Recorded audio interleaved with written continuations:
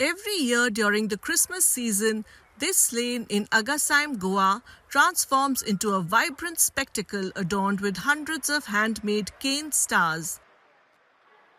The artist behind these creations is Anthony Rodriguez, better known as Anthony D. Agasaim, a 69-year-old artist who has been crafting bamboo cane stars for over 2 decades.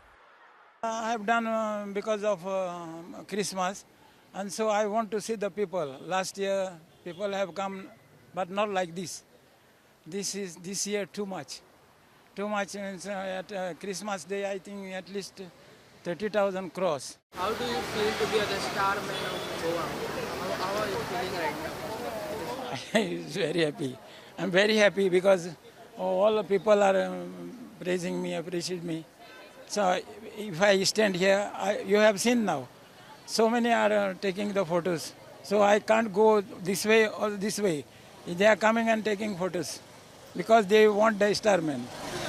How is the response so far? So too good, too good, too good, too good. Anthony is lovingly called the Star Man of Goa. Walking under Anthony's stars, tourists and locals alike marvel at the sight, eagerly taking photos and selfies with him.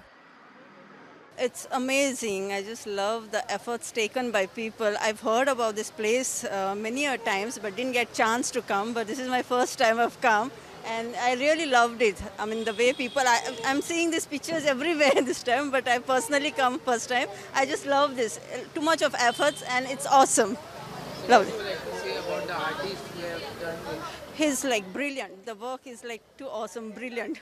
Can't you can't express in words. You can just see the people crowd and imagine how good it is. It was amazing to see. Like, I have always been seeing this from the highway when I go, but it was the first time I've come here. And so many stars are there. And I just read it is from June till December he has been doing it. So kudos to the family. It's amazing to see this. What would you like to say about the artist who have created this? This is creative, I would say, like one, being creative of putting so many stars. Second, different colors, and that too in a good combination, right? And putting lights across, it's amazing. Like, it gives a different view altogether. Probably it can be one of the, you would say, landmark. Anthony hopes that the younger generation will carry forward the tradition of crafting and displaying cane stars, even as fancy LED stars threaten to overshadow the handcrafted ones.